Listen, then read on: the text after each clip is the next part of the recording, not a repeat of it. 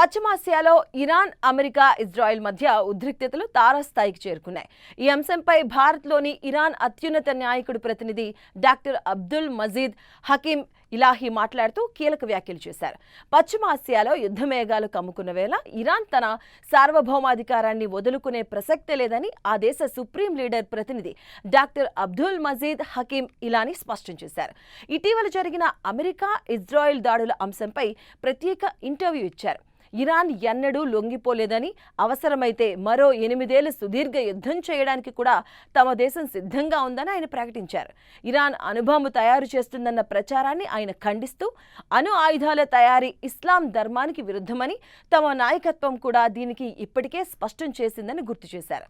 Supreme leader Ayatollah Khamenei ప్రాణాలకు ముప్పు ఉందని తెలిసినా ఆయన సామాన్య ప్రజలను విడిచి సురక్షిత ప్రాంతాలకు వెళ్లేందుకు నిరాకరించారని ఇలాహీ వెల్లడించారు.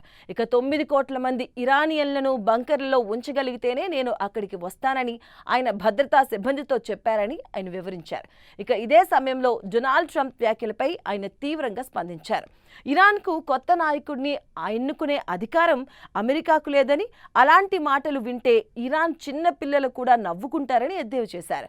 ట్రంప్ తన దృష్టిని అమెరికాలోని నగరాల మేయర్ల ఎంపికపై పెట్టుకుంటే మంచిదని హితవు పలికారు. హెజ్బుల్లా, హమాస్, హౌతీల వంటి సంస్థలను ఆయన సమర్థించారు. ఇజ్రాయెల్ అణచివేతకు వ్యతిరేకంగానే వారు పోరాడుతున్నారని, మానవత్వం లేని పరిస్థితుల్లో బతుకున్న వారు తిరగబడ్డంలో తప్పులేదని అన్నారు. అలాగే పొరుగు దేశాలైన యుఏఈ, కువైట్, బహ్రెయిన్ వంటి వాటిపై దాడుల గురించి స్పందిస్తూ, మా భూభాగంపై దాడి చేయడానికి అమెరికాకు మీ నేలను ఇవ్వకండి. ఒకవేళ అమెరికా దాడులకు మీరు సహకరిస్తే మమ్మల్ని మేము కాపాడుకునే హక్కు మాకుంటుంది అని కీలక హెచ్చరిక చేశారు.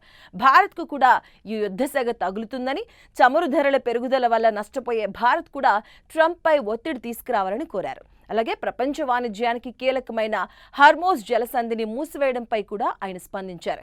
ఇప్పటి వరకు ఇరాన్ దానిని మూసివేయలేదని, కానీ ఒకవేళ ఆ పరిస్థితి వస్తే మాత్రం అందరికీ మూసుకుపోతుందంటూ హెచ్చరించారు. ఇక మరోవైపు యుద్ధంలో రష్యా, చైనా మద్దతుపై వస్తున్నటువంటి వార్తలను ఆయన కేవలం మీడియా ఊహాగానాలుగానే కొట్టిపారేశారు. శాంతి స్థాపన జరగాలి అంటే ప్రపంచ దేశాలు ట్రంప్, నెతన్యాహు దగ్గరకు వెళ్లి యుద్ధం ఆపమని చెప్పాలని, బాధితులైన ఇరాన్ను నియంత్రించమనడం సబబు కాదని ఆయన ఘాటుగా వ్యాఖ్యానించారు.